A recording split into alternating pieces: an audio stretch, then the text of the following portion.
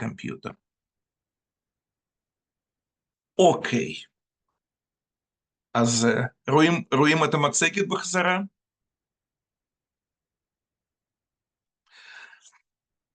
אתם רואים את המצגת, כן?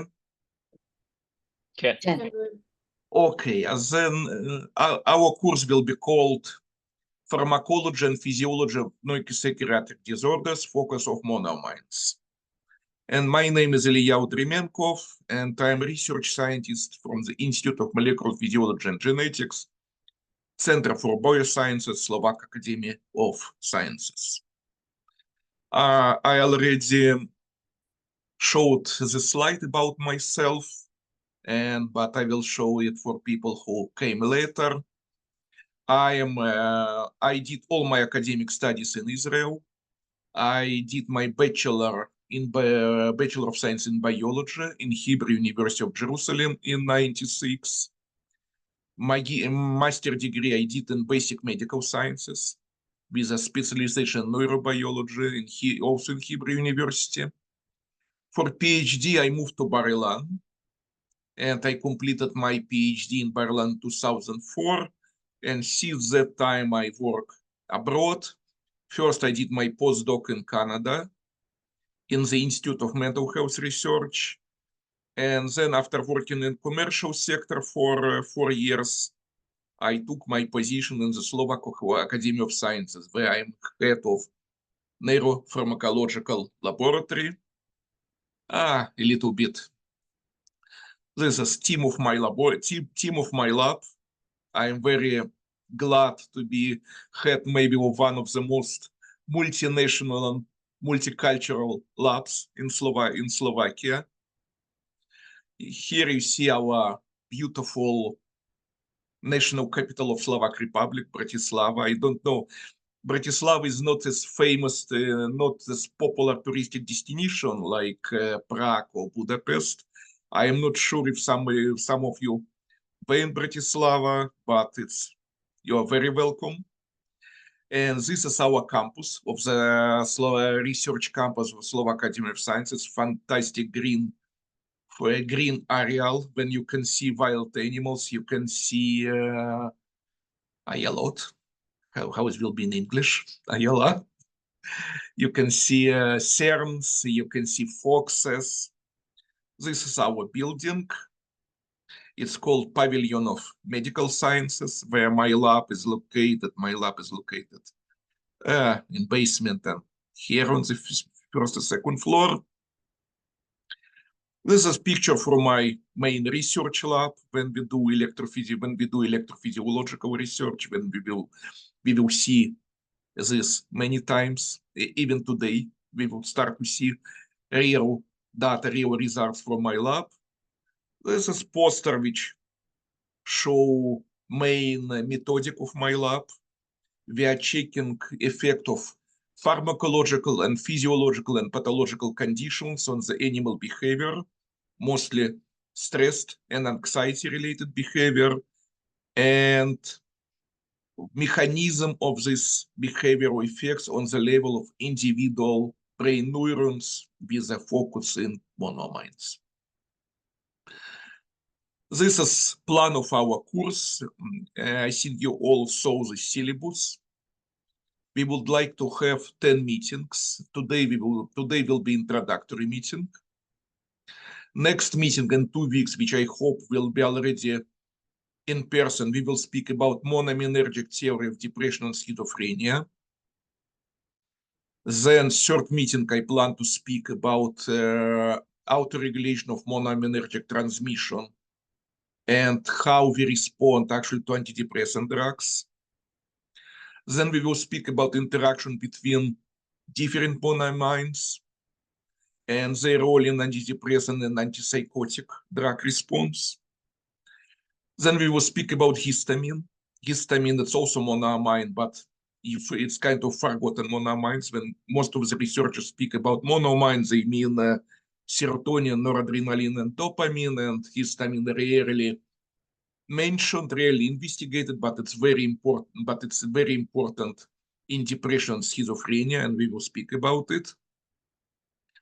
We will speak about adenosine as neurotransmitter. Maybe so many of you will be surprised that adenosine, which you know, for example, of course, from DNA structure, you know, adenosine from cyclic AMP, from all kind of signal transduction, but it's also transmitter, and we will speak about it. And it may have a role in eating disorders, with one of the most poorly investigated mental disorders and with almost not existing treatments. Then we will talk about, on meeting 7, we will speak about interaction between stress hormones, particularly corticosteroid and monoamines, and their role in stress. Meeting 8, we will speak about endogenous opioid system and its interaction with monoaminergic system. Then we will go to the tissue growth factor, which actually many molecules which you know as a tissue growth factor actually also act as neuromodulators. And it's very interesting to understand this interaction. And the last one, last but not least, it's one of my favorite topics, it's the trace amines, the interaction with the classical monoamines, and what are trace amines. Some of you may not hear about it because it's a pretty new topic. We will start to speak about them even today. Okay, and welcome to our first meeting. And first meetings today, it's introduction. We will see a neurotransmitter of the vertebral brain, amino acid neurotransmitter monoamines, and what is neurotransmission and neuromodulation. Today it will be introduction because we are coming from different levels and different backgrounds. So what I go to talk, some of you may know it very good. For somebody maybe less, but it's worth to repeat it because before we go to the main topic. As most of you probably know, the information is transmitted in the nervous system using two physical modes, two physical mechanisms. One is electrical current. Electrical transmission of signals usually happens within one neuron.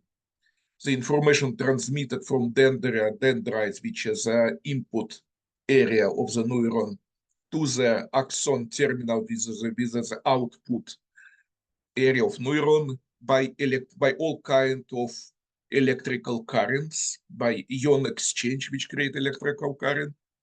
And second mode of information, transmission of information in the neural system, it's a chemical. It's a chemical transmission or neurotransmission, usually acts between neurons. Special molecules called neurotransmitter released from axon terminal of one neuron, and its affect post-neuron dendrites of the next neuron.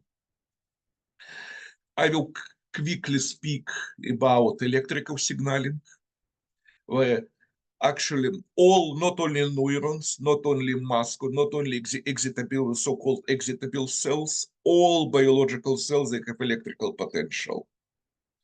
And electrical potential evolutionary it appears not to use it for some kind of transmission of the signals. It appears because otherwise biological cells cannot exist, because in outside medium, in seawater, where biological life evolved, it's medium rich of sodium and poor of potassium ions. And within cell, for the proper replication of the nucleic acid, for the synthesis of proteins, for catalytic function of proteins, you need other way around. You need medium rich in potassium and poor in sodium. Because sodium in this concentration, like we found in outside medium, will be absolutely toxic for the cell. And to achieve, in our organism, every cell of every organism invest a lot of energy to achieve this balance or disbalance, whatever how you call it. It's you, of course, know sodium, potassium, ATPase. It's a transmembrane protein which use energy, use ATP, and it's take sodium outside, and all the time it takes sodium outside, and it's insert potassium inside. And we have gradient differences. We have in every biological cells, we have plenty of very high potassium concentration inside and very low potassium and very high potassium and very low sodium. And it's great electrical potential because it's very interesting, but we will not go to biophysics deeply. It's very interesting because medium outside and inside of the cell. Otherwise, the all number, if you make together potassium and potassium, sodium, and chloride ions, we have electrical neutral medium. But because of the specific ions with electrical potential have different concentration inside and outside, we have electrical potential across the cells. And this potential is negative. Cytosol side of membrane is charged negatively in comparison for the outside layer. And this can change. What's happened later in evolution in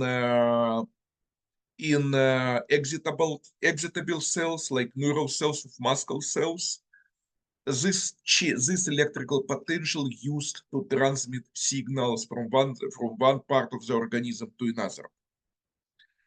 It can happen in two modes. It can be passive change of the pattern by opening. If we open a specific channel for sodium neurons, then immediately you have change in potential in this part, locally in this part of the membrane. And this change of the potential can initiate further change of the potentials by opening of so-called voltage-gated channels. And we get these impulses or spikes, which are called action potentials. Another mode of the transmission is chemical signaling or neurotransmission. And as I told, it's used for communicate between different neurons.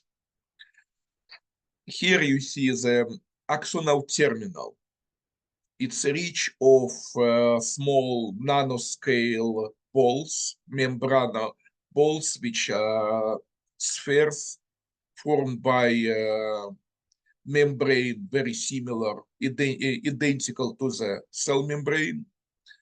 And these vesicles, these spheres, aggregate neurotransmitters. Usually specific neuron, specific cell, specialized in specific neurotransmitter. How this specialization happens? By these transmembrane proteins, which is expressed on the synaptic vehicle membrane. In case of monoaminergic neurons, this protein is called vesicular monoamine transporter, and it's used again. It used energy. It used ATP, and it's aggregate high concentration of the specific neurotransmitter inside of the synaptic vesicles. These synaptic vesicles, they created by Golgi apparatus of the cells, and they can be transmitted to the axon terminal. It's called anterograde transmission, or they can transmit it back to the cell body. It's called retrograde transmission. And this transmission, for this active transmission, it's based on cytoskeleton of the cells, actin microphylla of the cells, and by specific proteins. And how neurotransmitter get released? When impulse or action potential, which we saw quickly before, arrives to the nerve terminal, it's induce intake calcium influx to the neuron. And when local concentration of calcium in the axon terminal increased, it makes synaptic vehicles to merge with the cell membranes, neurotransmitter being released to the synaptic cleft, and it activate receptors on the postsynaptic site. Which molecules can be neurotransmitter? You better ask, it's better to ask which molecules cannot be neurotransmitter. Actually, all kind of organic and even inorganic molecules, they act as neurotransmitters. For example, nitric oxide is very simple two-atomic inorganic molecule, but it's act as very important neurotransmitter. Amino acids, they are common neurotransmitter like glutamate. Acetic acids, it's also form neurotransmitter, acetylcholine, for example. Monoamines, they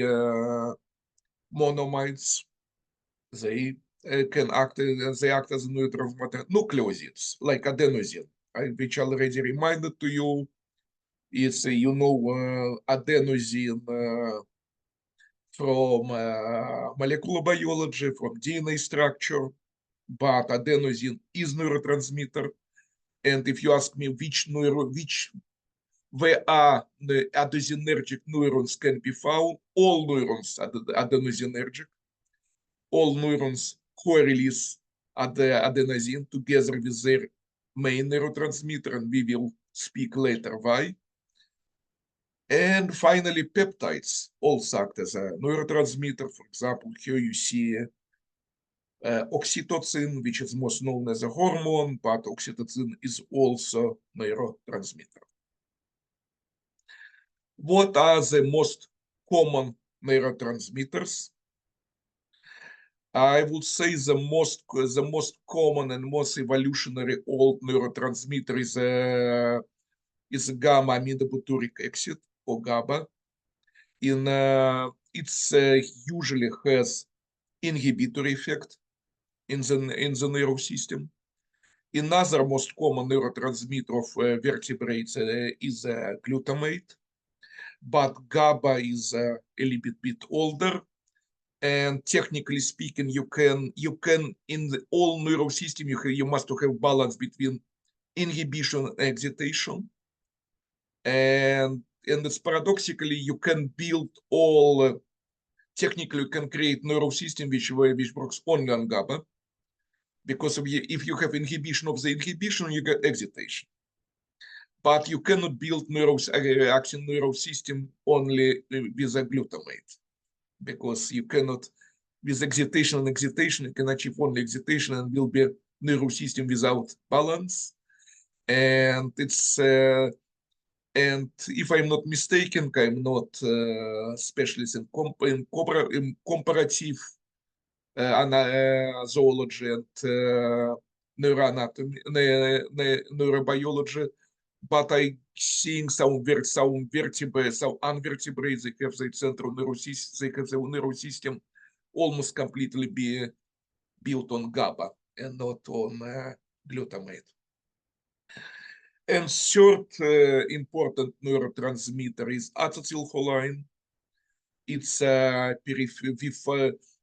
it's also it has function in the brain. It is very important in cognition and Alzheimer's disorder, but mostly it's found in peripheral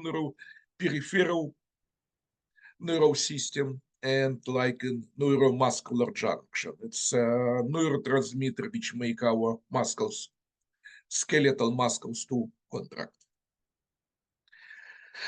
And as I told, our course is between monoamines. What are monoamines? We have three types of monoamines. One, they classified into the families by according to their precursors. So we have indolamines, catecholamines, and imidazolamines. Indolamines, they synthesize from tryptophan, and we have in our central nervous system two types. It's well-known serotonin and a little bit less known melatonin. Catecholamines, their precursor is tyrosine, and what's interesting about catecholamines, they synthesize each one from another. We have first one is dopamine, then we have noradrenaline, and from noradrenaline being synthesized adrenaline. And the last one, adrenaline, is not that much neurotransmitter, but it's mostly hormone. And imidazolamines, I think the only one that I'm aware about it in our central nervous system is a histamine, which is mostly known for its very important role in the immune system, but it's also, as I told you, neurotransmitter, and we will come to this neurotransmitter later. All these monoamines which I talk about, they are so-called classical monoamines. We spoke about dopamine, noradrenaline, adrenaline, and serotonin. But there are another type of neurotransmitters, they're called trace amines. They are from metabolic point of view, they are very closely connected. For example, from tyrosine being synthesized dopamine, which is a classical monoamine, as well as a tyramine and octopamine, which are so-called trace amines. And serotonin also have trace aminergic partner, is called tryptamine. And one they call trace amines because the concentration in the brain is very low. It's a trace concentration, then at least 1,000 less, the brain concentration less than the classical monoamines. If serotonin you found in the brain in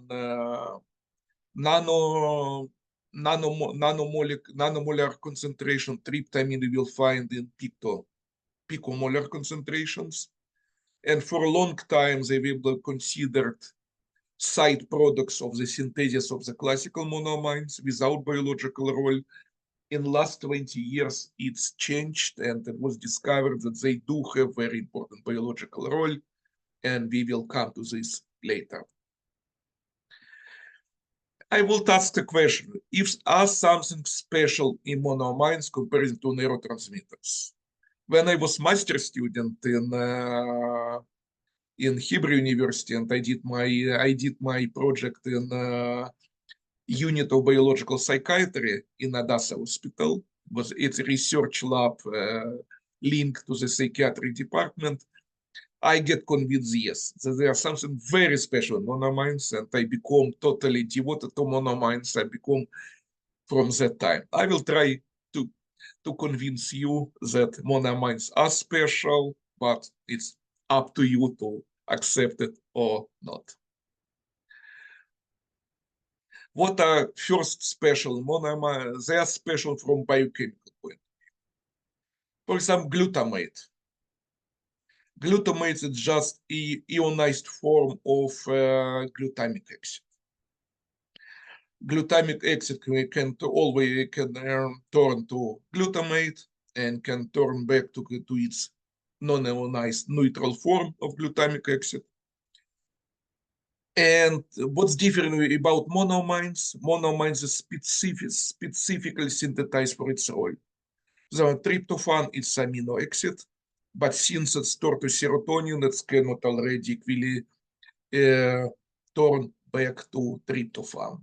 And we know that monoamines they much later from evolutionary point of view than the classical monoamines, than the amino acids, sorry. I always say, I have such a comparison, I would say amino acids like glutamate, they act as a neurotransmitter like people army, and monoamines, they act as a professional army. What does it mean? People army, that glutamic acid is the amino acids. They serve for a while, for 3 years, as a neurotransmitter, and then they go back to the main function to build proteins. And monoamines, they are molecules like serotonin, they are molecules which are evolutionary designated to act as a neurotransmitter. Second very big difference between monoamines and amino acids is neuroanatomy. Here you see the neuroanatomic presentation of the glutamate and of the GABA, of two main amino acid neurotransmitters. And you can see the more or less cell bodies of glutamatergic and GABAergic neurons. It can be found everywhere in the brain. In case of glutamatergic neurons, we have most concentration of the cells, glutamatergic cells, in cortex and in thalamus. In case of GABA, we have most concentration of the cells in striatum, in subthalamic nuclei, in striatum, in cerebellum, but more or less they don't have specific, they can be found everywhere in the brain, and they can project everywhere. The axon can project everywhere in the brain. And this is the neuroanatomic presentation of three main monoaminergic systems. And you see something very special. Their cell bodies located in 1, 2, maximum 3 locations in the brain. They're very concentrated. But they project to very distant areas of the brain. With mostly they project to the so-called limbic areas of the brain, which are fundamental in memory, cognition, and emotions. In case of the serotonergic neurons, we have two main nuclei which consist cell bodies of these neurons. It's a caudal raphe nuclei which project to the spinal cord and cerebellum. And we have a rostral raphe nucleus which are project to the forebrain. And rostral nucleus, as we cannot see it here, it's divided by dorsal raphe nucleus and medial raphe nucleus. In case of noradrenaline, we have again some same caudal raphe nuclei can consist not only the serotonin but also noradrenaline, and they also project to spinal cord and to the olfactory system. And another part of noradrenaline, another concentration of noradrenergic neurons can be found in so-called locus ceruleus in the brainstem, and it's project to the forebrain, and again mostly to the limbic areas of the forebrain. In case of dopamine, all dopaminergic neurons, they concentrated to substantia nigra, ventricular area, or to Bera infundibular nucleus. Amino acids and monoamines, they also different from the point of view of pharmacology. We have all receptors to neurotransmitter can be divided to two biggest categories. One is ionotropic receptors, and second is metabotropic receptors. Ionotropic receptors is a receptor to neurotransmitter directly linked with the ion channel. And when the receptor is being activated, ion channel is being immediately opened. Ionotropic receptors, metabotropic receptors, they're not connected directly to ion channels. but they connected to the cascade of second messengers, which activation of the second message can immediately lead to the opening of ion channels, but it's much more time-consuming process. And as we will soon see, almost all receptors to almost all amino acids mostly act on ionotropic receptors, and monoamines almost exclusively acts on metabotropic receptors. Glutamate receptors, we know 3 types. Most of glutamate receptors in our brain, they are ionotropic receptors. It's AMPA, kainate, and NMDA receptor. When ligand and glutamate being connected to the receptor, it results in the opening of sodium and calcium channels. And metabotropic receptors, there are also 8 types of metabotropic receptor which connected to G proteins, but most of the glutamate signaling goes through ionotropic receptors. GABA receptor, another main type of receptors to amino acid neurotransmitter. We have 2 types, GABA A and GABA B. GABA A, which represent most of the GABA receptors in the brain, they ionotropic, which open chloride channel. And GABA B receptor, it's G protein couplet receptor. What's going on when we come to monoamines? There is only one monoamine ionotropic receptor for monoamines. It's 5-HT3 receptor.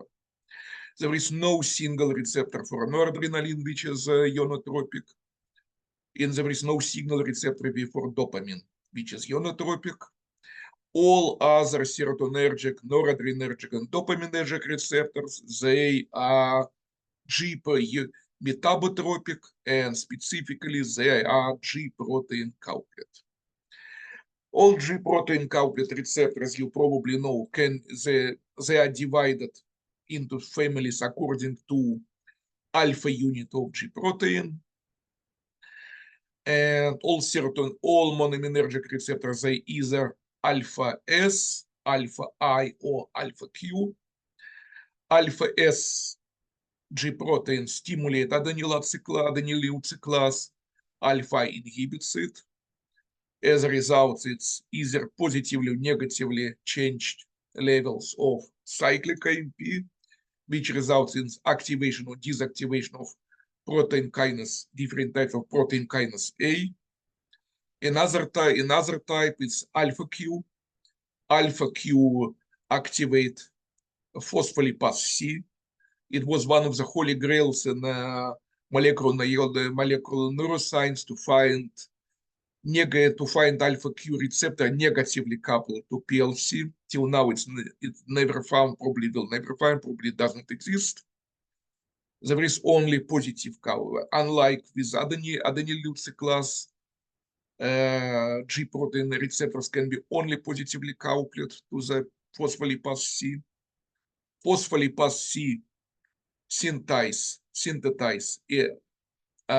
inositol triphosphate, and inositol triphosphate activate specific receptors in the endoplasmatic reticulum, which results in calcium influx from endoplasmatic reticulum to the cytosol.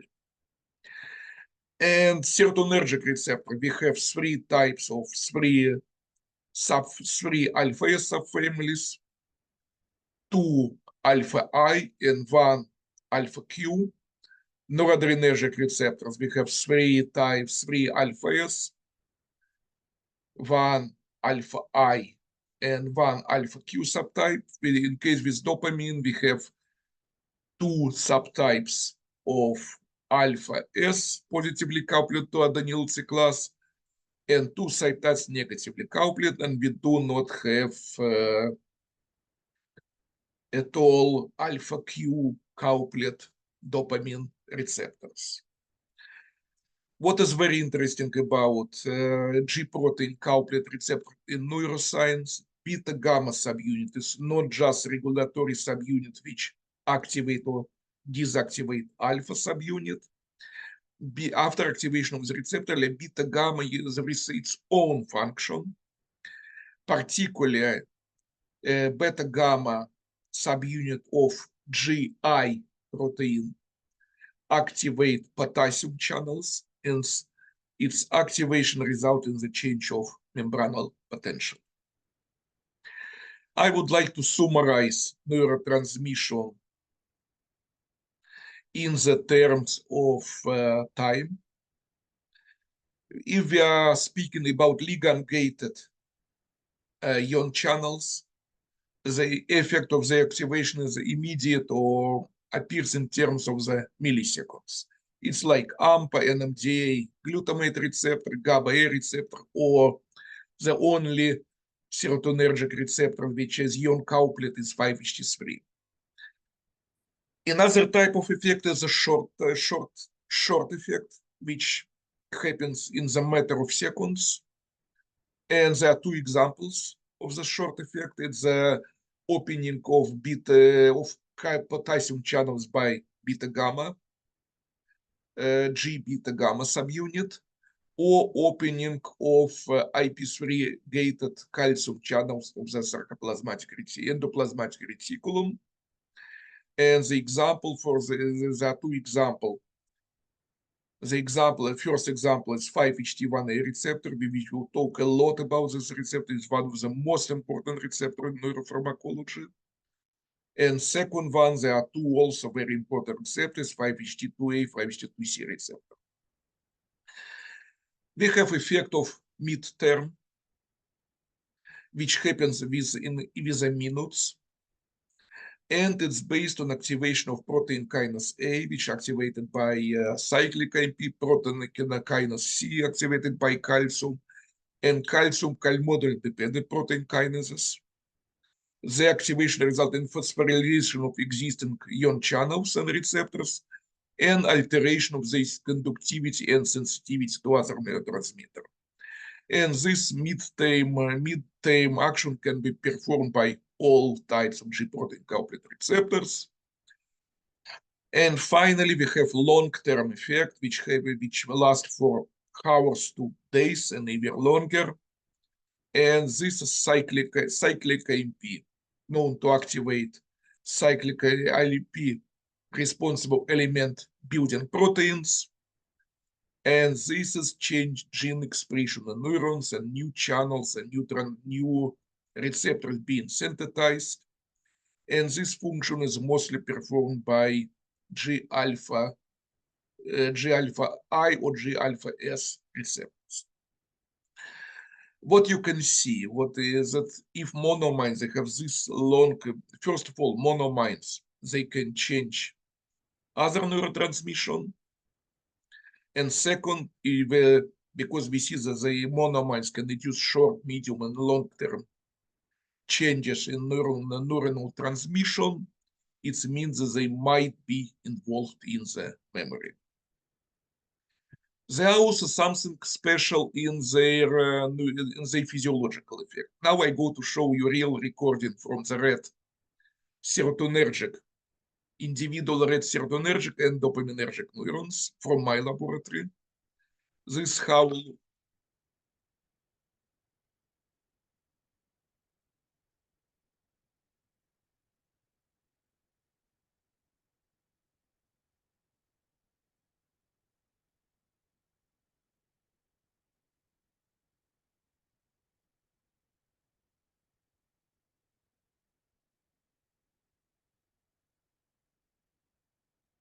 did you see the spikes? You can hear them, but you can also see them. And this is dopamine. You see pretty different spike in dynamics. Oh, sorry.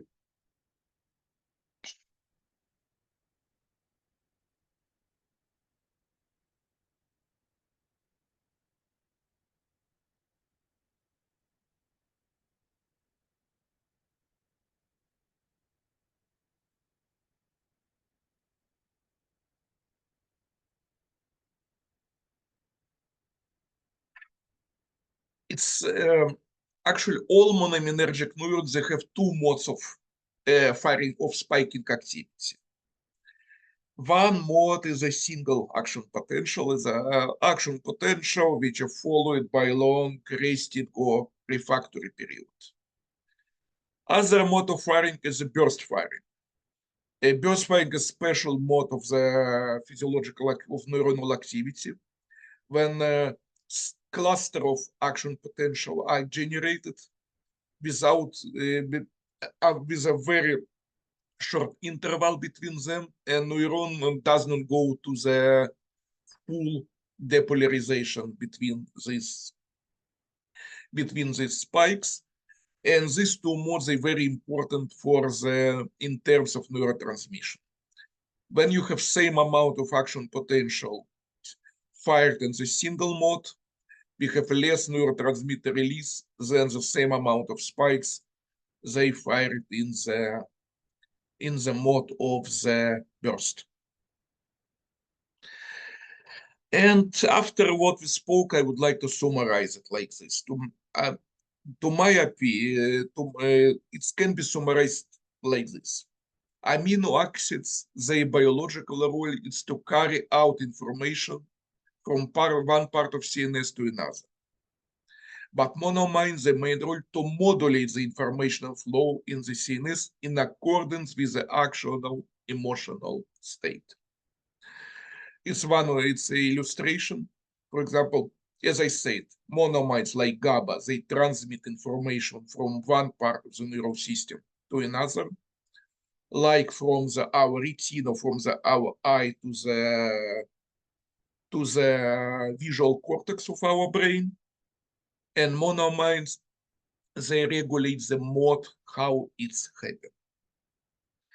It's a very good question. Why do we need to regulate, to modulate information flow in the brain in accordance with the state of the mood? Well, we can answer this question if we go to the not so far future, not so far past, couple of millions years ago, to the African savanna, where we are all from.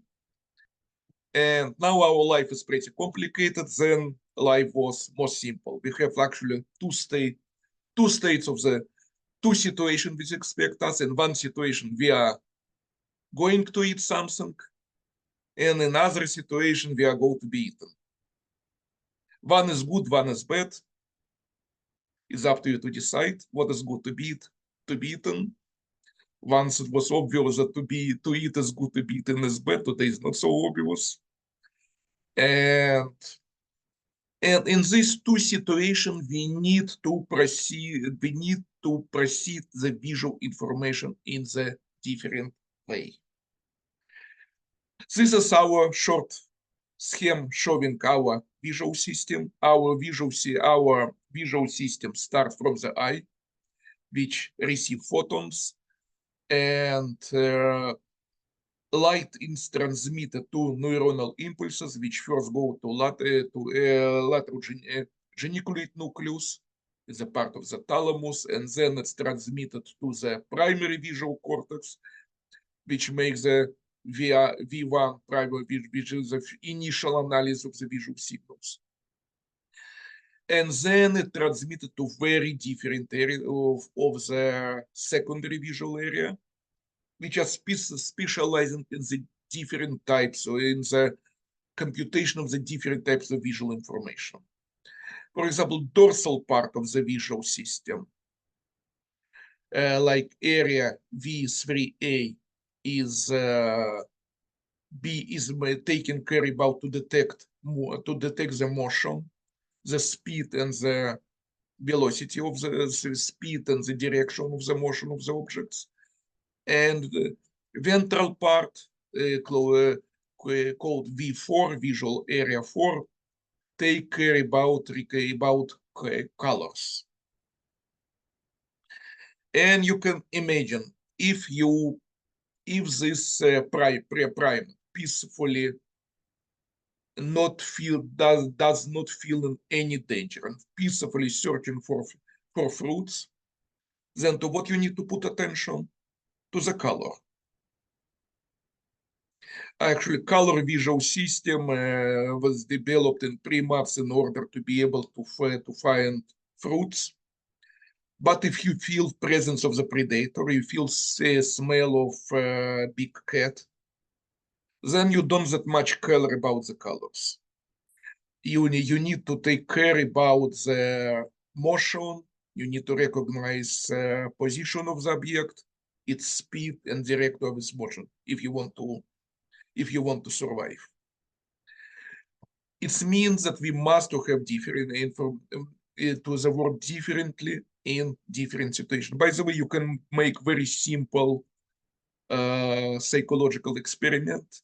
You can ask anybody else to stand on the intersection and to count how many cars left to the left and how many cars to the turn to the right direction in the intersection. And somebody will try to memorize it. But if you ask later the person what color these cars were, more likely he or she will not be able to answer, because when we put attention to the direction and to the speed, our vision is colorless. And other way around, if you ask somebody to stand on an intersection and to count green, blue, or red cars, and then you will ask about usually person with putting attention to the color will not be able to, after it, to memorize and to tell you direction and speed. And dopamine, which is a monoamines, usually released when we are in normal state of the mood and we are trying to put attention to something good. We anticipating to some good, we anticipating some reward. And why dopamine at least in primates, dopamine stimulate color vision. It's dopamine makes more visual information go to this direction to be analyzed for color. And noradrenaline, which is a stress hormone and stress neurotransmitter, force visual information mostly go to the form or to the motion. This is a song of my favorite fellow. It's middle-aged Iranian scientist and philosopher Omar Khayyam, and he also was famous for his song. And he said, "In one Venus look two, one saw the rain and the mood, other green foliage, ligature, spring, and the sky is blue. In one window looked two." And actually, we can say we can be same person in the different state of the mood can see the world differently. And it's known that depression and anxiety associated with a colorless picture of the world. All the people most of the combatant veterans who passed warfare, who passed the war, combat activities, their memories also usually more or less monochrome and not colored. And we will finish today a little bit early, and we will dedicate the time to the questions. We see that monoamines, they indeed involved in the regulation of the mood. In the later lecture, we will prove it. We will see why it is, how it is known, and how it's proved. We have serotonin, mostly responsible for impulsivity, dopamine for motivation and reward, and norepinephrine for alertness. But monoamines, they cannot act alone. In the brain, they are connected with, they interacting with other biological molecules such as amino acid neurotransmitter. They modulate glutamatergic GABAergic neurotransmitter, but also being regulated by it. Histamine is another important monoamine we will talk about. Adenosine, corticosteroids, and finally norepeptides, trace amines, and growth factor. I think I will maybe today I would like to dedicate the rest of the class for the questions. Any comments and questions? Can you explain again what we saw when you showed the spikes of the different type of neurotransmitters or monoamines? Sorry. Yes. You mean this one? There are two modes of action, but you learn about action potentials. Yes. Okay, everybody know action potentials, yes? I think so, yes. There are two modes. In one in one is a single action potential mode of firing. Neurons fire action potential, then undergo full hyperpolarization and pretty long refractory period of before generating the second spike. In case of monoaminergic neurons, it can be even several seconds of interval between action potentials. Another mode of firing, when several action potentials being generated immediately, each other after with a millisecond interval, and neuron is not going full hyperpolarization. It's going full hyperpolarization only when burst is finished. And burst firing is more efficient in the terms of neurotransmitter. If you, for example, you have 10 spikes in, let's say, in 10 seconds generated in the single action potential mode, and you have same 10 action potential, but they clustered in 2-3 bursts. In the second case, you will have more neurotransmitter release. So if you see the neurons to work more efficiently in terms of generating of neurotransmitter, they should firing more in bursts. But you see the burst firing is also more dangerous to neurons. So it's also associated with higher neurotoxicity, cytotoxicity. Okay, thank you. Welcome. Please. Questions, comments?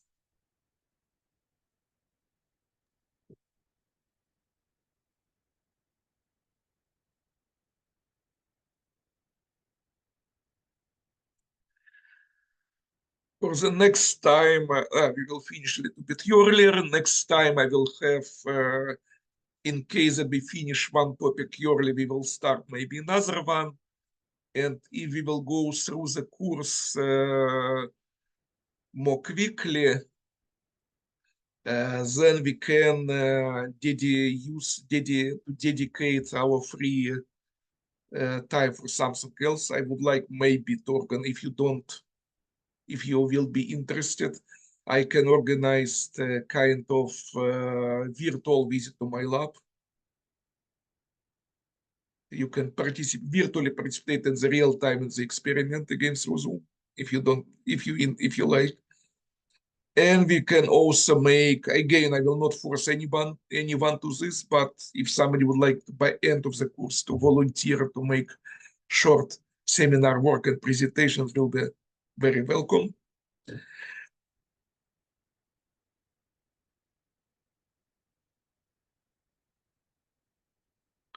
Okay, any more questions or comment, or should we stop now today? Could you explain what is the final assignment, or you don't know yet? Yes, I will explain you.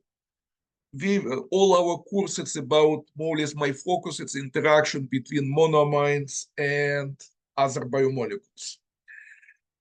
Part of some of this interaction I work in my lab, and I will talk about them. For example, we will talk about interaction between monoamines and growth, fibroblast growth factor 2. By the way, it's one of my favorite topics, and this topic brought me to Tel Aviv University because I'm collaborating on this topic with Professor Segev Barak. I think everybody know him. Yeah. Yeah. And I will ask everybody of you I can help you with the selection of the papers, but it's better to do, at least to try independently.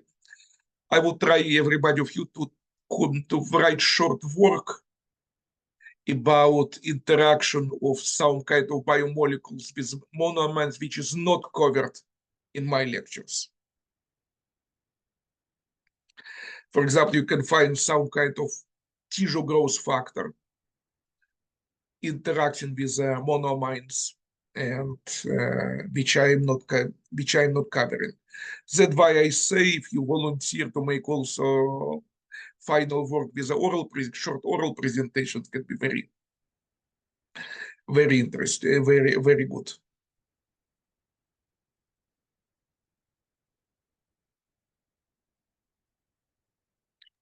I think yes. Can you please send us the PowerPoint as well? Because during the presentation, it's nice to be able to go back on something while Yes, you're yes. I already told in the beginning, PowerPoint presentations and recording of the classes will be uploaded. Okay.